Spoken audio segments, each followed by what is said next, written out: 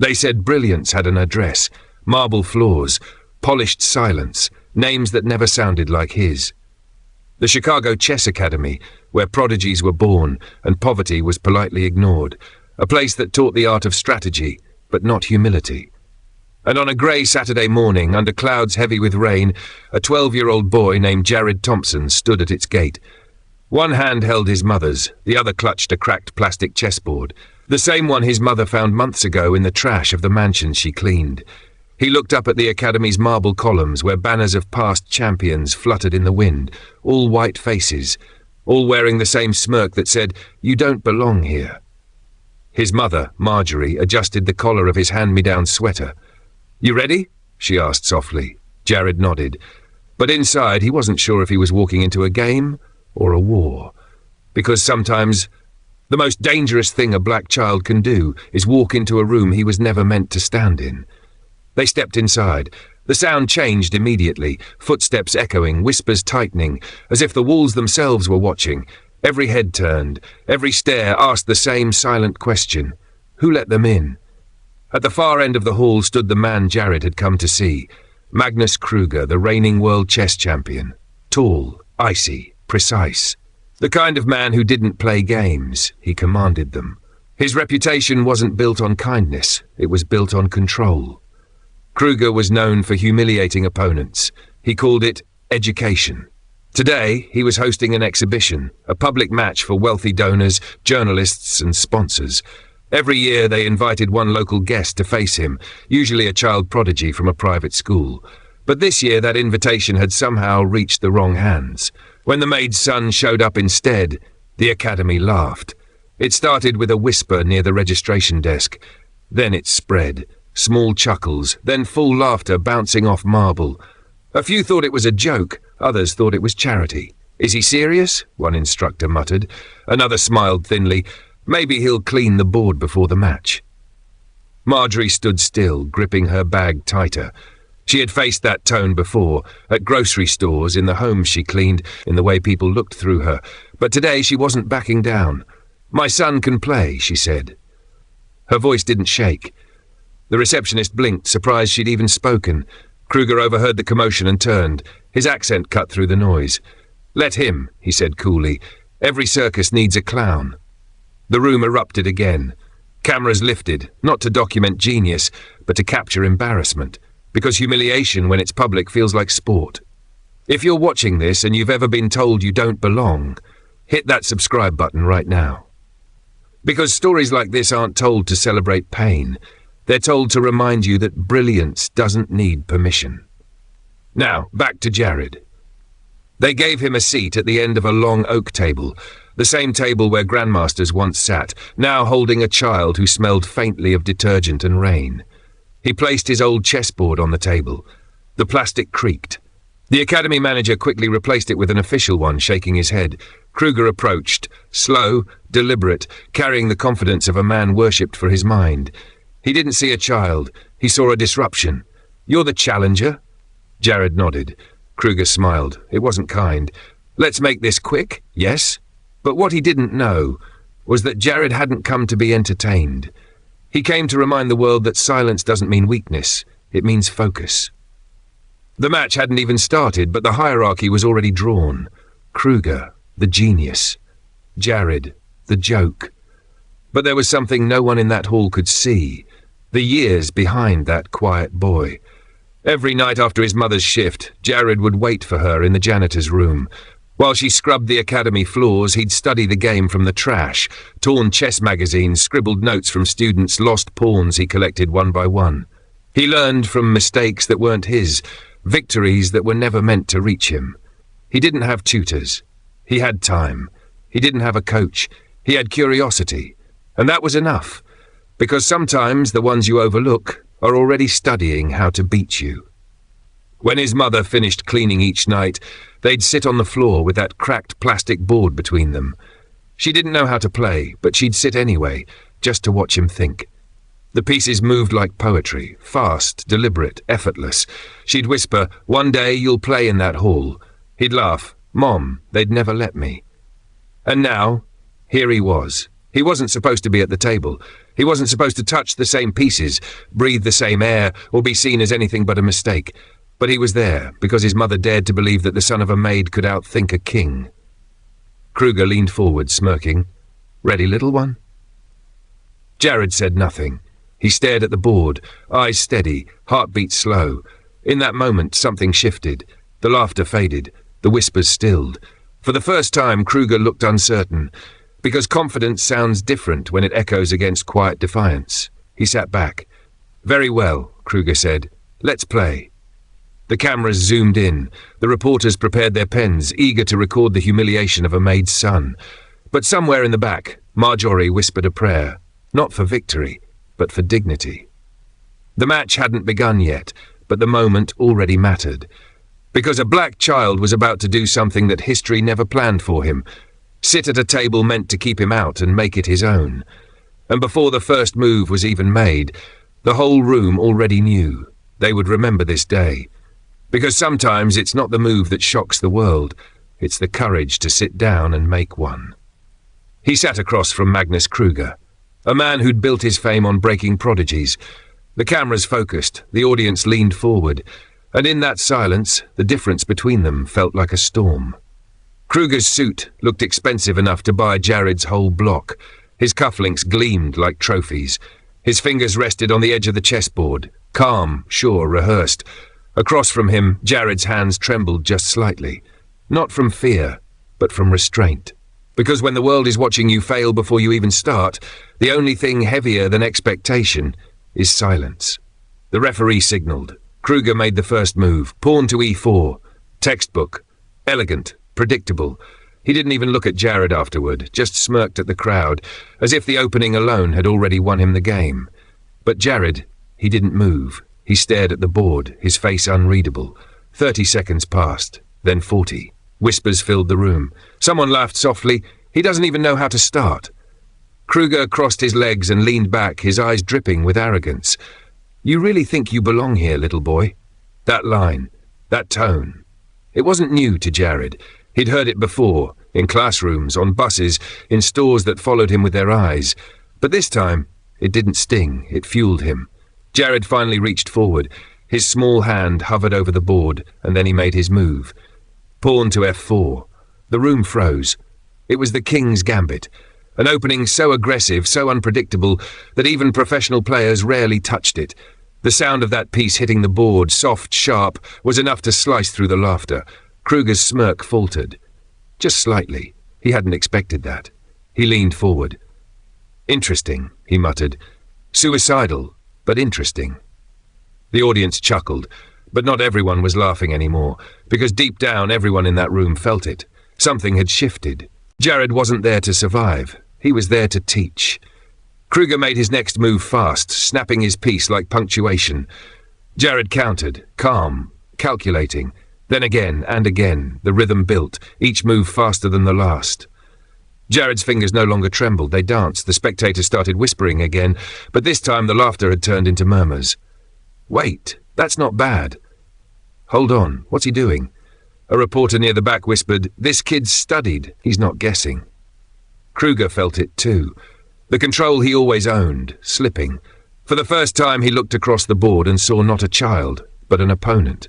And that's when arrogance meets its oldest rival, focus. Jared's mind moved faster than the clock. He saw patterns Kruger couldn't see yet. The man across from him was older, stronger, richer, but slower.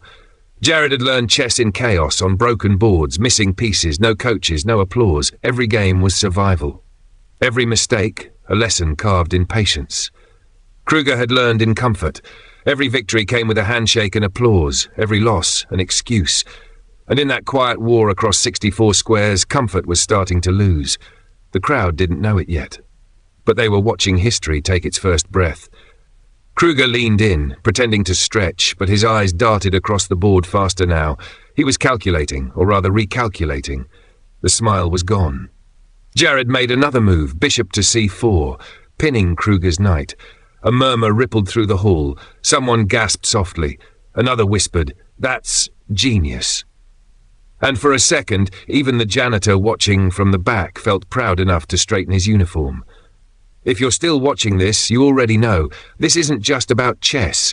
It's about what happens when someone the world overlooks decides to move anyway. So pause for a second, hit that subscribe button, and let's finish this game together. Now, back to the board. Kruger's jaw tightened. He leaned forward, elbows on the table. The arrogance was gone, replaced by irritation. He countered, fast and loud, as if sound could mask panic. But Jared didn't flinch. He watched quietly, eyes following the queen, the rooks, the pawns, like he was tracing music only he could hear. And then he smiled, just barely. Kruger frowned. "You find this funny?" Jared looked up for the first time. "No, sir," he said softly. "I just know how this ends." That one line, quiet, honest, hit harder than any move. It wasn't confidence, it was certainty.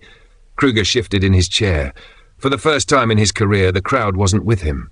They were watching the boy, rooting for him, quietly in disbelief. The clock ticked, 5 minutes gone. Kruger's eyes darted faster, his breathing uneven. He moved his queen, too early, too far. Jared saw it. The corner of his lip twitched. He reached forward, moved his pawn. A trap. The board now looked chaotic, unbalanced, but Jared saw every thread. Kruger didn't. He took the bait, and in that one decision everything started to unravel. Sometimes the difference between genius and arrogance is one bad move. The crowd leaned in, the cameras zoomed closer. Kruger frowned, then moved again, defensive this time. Jared countered instantly, no hesitation. Bishop took knight, rook shifted right, pawn advanced again. Each move was a statement, each piece a lesson in humility. Marjorie watched from the back, her hands clasped together. She didn't know the rules, but she could feel the rhythm. She could tell her son was no longer surviving. He was leading, and with every move he was dismantling the myth that genius belonged to privilege. Kruger's hands began to shake.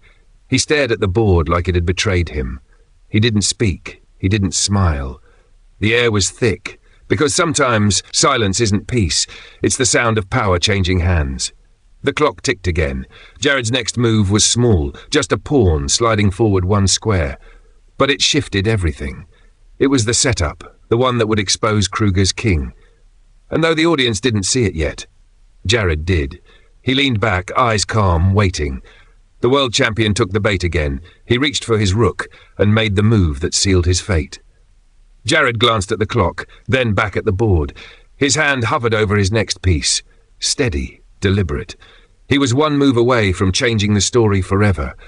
And as his fingers touched the board, the boy they mocked was about to do something the world would never forget. For the first few minutes, the room was still laughing. Not loud anymore, just that quiet, dismissive chuckle people give when they expect you to fail slowly. But then something shifted. Kruger leaned forward. The veins on his forehead tightened. His fingers stopped tapping. The smirk that carried his ego for decades started to fade. Jared had stopped being a curiosity. He had become a problem. And that's when silence began to creep in. Every move Jared made seemed to come from a place deeper than training. It was rhythm, not memorization. He played as though each piece had a memory, a story only he could hear. Kruger's mind was racing.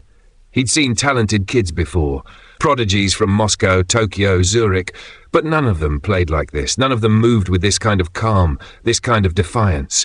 The cameras zoomed in. Jared's face didn't flinch. He didn't smile. He didn't tremble. He just kept moving pieces like a poet rearranging words until they rhymed. And suddenly everyone realized this wasn't luck. It was legacy disguised as a 12-year-old boy. It wasn't just that Jared was winning. It was how he was winning. Methodical, patient, surgical. Like someone who had been underestimated his whole life and had finally learned to weaponize it.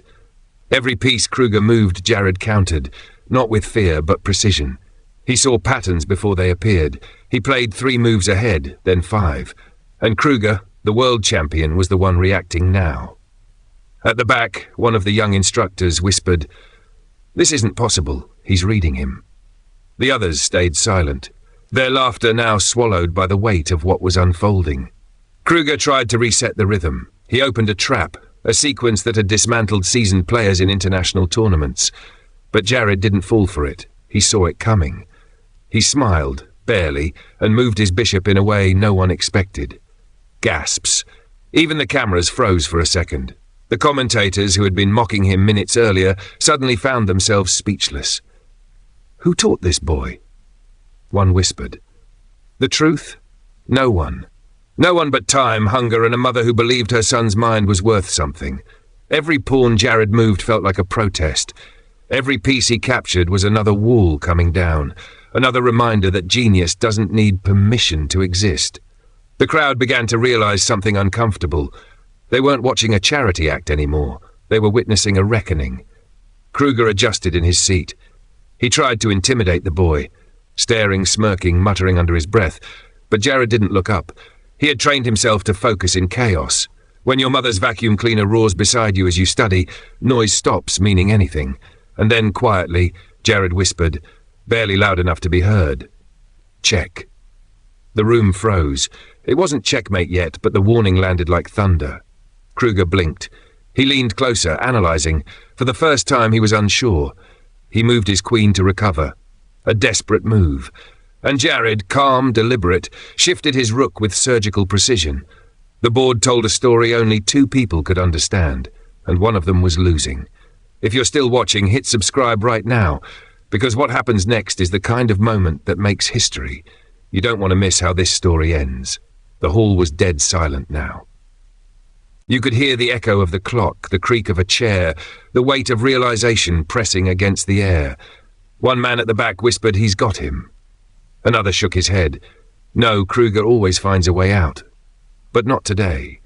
Because Jared wasn't just playing chess. He was playing every insult, every closed door, every time someone told his mother she was just the help.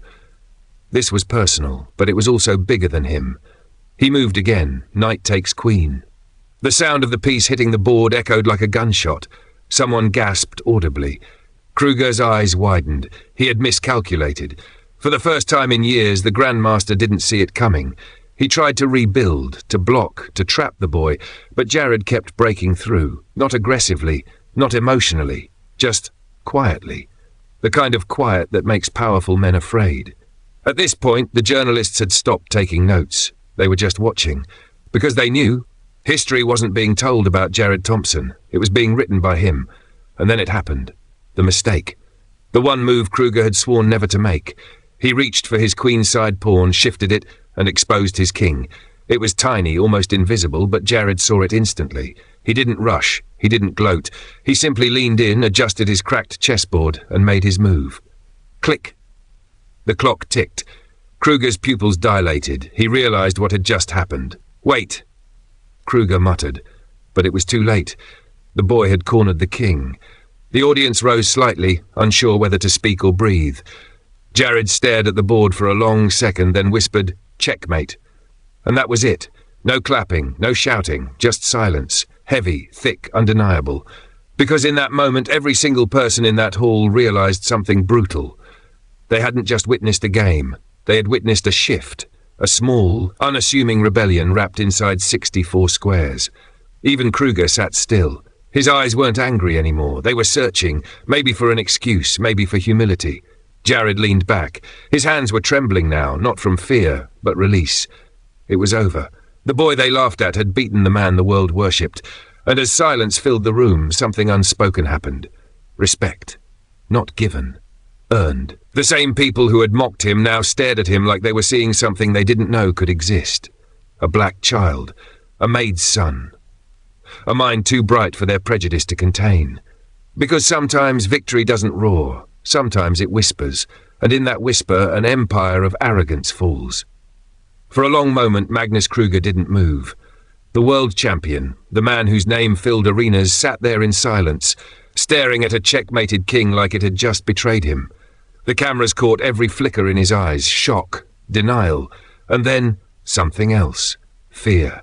Because in that moment he realized this wasn't just a game he'd lost, it was control. It was the story he'd built about genius belonging only to men who looked like him, crumbling right in front of the crowd that believed it. Every journalist, every spectator, every arrogant whisperer who had laughed minutes ago now stood still, unsure what to do. Applaud? Apologize? Or pretend they hadn't doubted what they just witnessed? Jared simply sat back, his hands folded in his lap, as if waiting for permission to breathe. His cracked plastic board still sat between them, a relic of his struggle surrounded by a world of marble and glass. Marjorie stood near the doorway, trembling. Not because she was afraid, but because she finally understood the sound of victory when it didn't come with clapping. It came with silence, the kind that demanded respect. Kruger finally spoke. "Who taught you to play like that?" His voice was quieter now, stripped of its arrogance. Jared looked up, steady. "My mom," he said.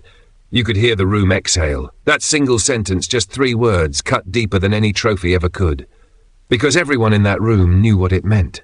Brilliance didn't come from privilege, it came from persistence. A cameraman tried to zoom in, but his hands were shaking. Someone whispered, "He beat Magnus Kruger, a Maid's son." And right there, the story changed forever. Outside, the news vans were already pulling up. By evening, Jared's name would flood the internet. The Chicago Miracle, the boy who beat the king. But to Jared, it was never about that. It wasn't fame he wanted, it was proof. Proof that every late night under a flickering light meant something. Proof that all those times his mother told him, "Don't let them make you small," weren't just words, they were prophecy. When Kruger finally stood, he didn't shake Jared's hand. He simply gathered his coat, adjusted his tie, and walked away without a word. And yet, no one was looking at him anymore. All eyes were on the boy who wasn't supposed to belong. One of the reporters stepped forward, microphone trembling. "Jared, what's next for you?" He looked into the camera, calm, unshaken, and said, "I just want another board." It wasn't arrogance. It was hunger, the kind born from knowing that greatness, once proven, demands more work, not less. Back home that night, Marjorie sat by their small kitchen table. The chessboard lay between them, the same one that had started it all, scratched, missing one corner, still carrying the dust of years. She traced a finger over the board and whispered, "You showed them, baby." Jared looked up. "No, Mom, we did." And that's when it hit her. The world saw a boy beating a master. But she saw something else. Every mop, every bruise, every night she came home too tired to eat and still helped her son study an old chess book till he fell asleep. This wasn't just his victory, it was hers. By morning, reporters had already found their tiny apartment. Microphones pushed through the door, cameras flashing like lightning. But Jared didn't speak much. He wasn't chasing headlines, he was already thinking about his next move. Across town, the Chicago Chess Academy released a statement calling the game an inspiring surprise. But inside those same marble halls, whispers began. Was it a fluke? Could he do it again? They still didn't understand.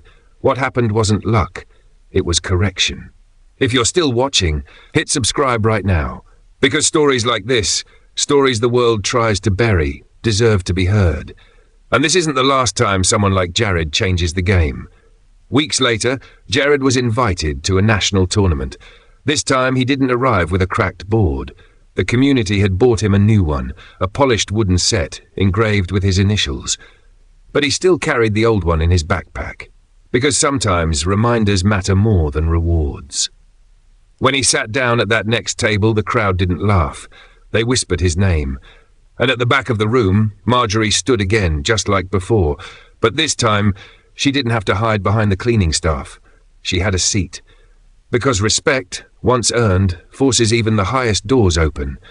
The newspapers called it the birth of a prodigy. But Jared wasn't chasing titles. He was chasing freedom, the kind that comes when you stop needing people to believe in you. Years later, when he was asked about that day, he didn't talk about Kruger or the applause that came after. He talked about something else entirely. He said, "It wasn't about winning, it was about walking into a room that wasn't built for me and leaving the door open for the next kid who looks like me." And that line, more than the game itself, became his legacy. Because he didn't just win a match, he changed the definition of who gets to be called a genius. Marjorie kept the newspaper framed on the wall. It wasn't for visitors. It was for the nights she needed reminding that struggle can bloom into something divine. And every time Jared looked at it, he didn't see his name in print. He saw her reflection in the glass, the woman who made the first move long before he ever touched a pawn. When people tell the story now, they always end the same way. They laughed when the Black Maid's son challenged the chess master, but those who were there know what happened after. They know about the silence, the shock, the shift, because after his first move, nobody laughed again.